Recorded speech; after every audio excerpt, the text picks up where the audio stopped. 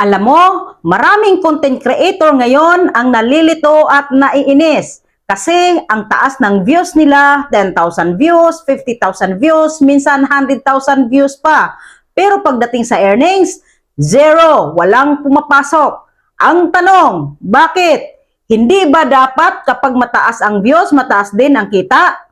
Mali. At ito ang real reasons kung bakit nangyayari yan.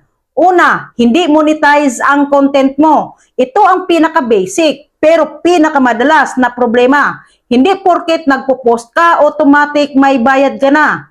Kailangan naka-enable ang monetization.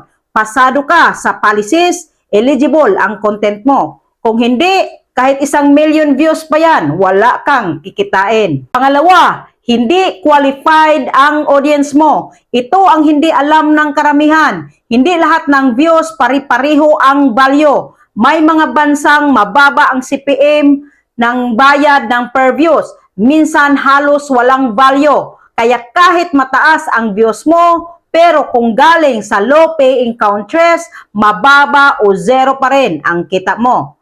Pangatlo, short watch time o mababaw ang engagement. Ang tanong, pinapanood ba talaga ng tao ang content mo o ini-skip lang? Kahit mataas ang views, kung 2 seconds lang nanood, walang retention, walang engagement, hindi ka babayaran ng system. Kasi ang binabayaran ngayon, attention, hindi views. Pang-apat, reuse or low quality content. Real talk, kung ang content mo ay repost, kinopya o hindi original, malaki ang chance na hindi yan i-monetize o i-limit ang earnings mo. Kahit pa viral yan, kung hindi ikaw ang tunay na creator, hindi ka ang kikita. Panglima, may violation ang account mo. Ito ang tahimik na pumapatay ng earnings. Minsan hindi mo napapansin pero may copyright issue ka.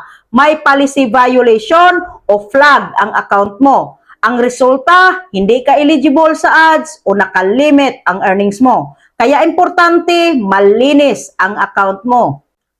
Pang-anim, hindi consistent ang content mo. Ito ang isa pang killer. Nagpo-post ka lang kapag sinipag. Kapag may time, o trip mo lang. Pero ang system gusto consistent. Predictable, active creator. Kapag hindi ka consistent, hindi ka priority monetize.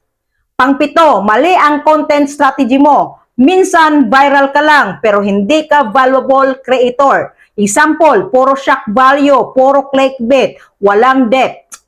Ang resulta, mataas ang views, mababa ang trust, mababa ang earnings.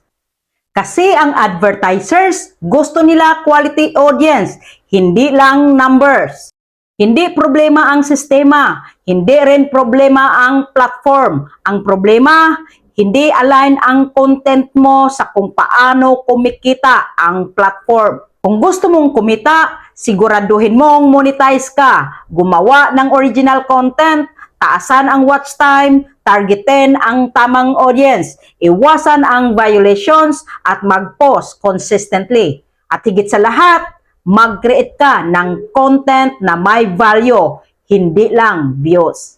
Kasi tandaan mo to, hindi lahat ng viral kumikita, pero lahat ng kumikita may strategy. Natulungan ba kita? Paki-like, follow, and share na rin for more tips. And see you in the comment section.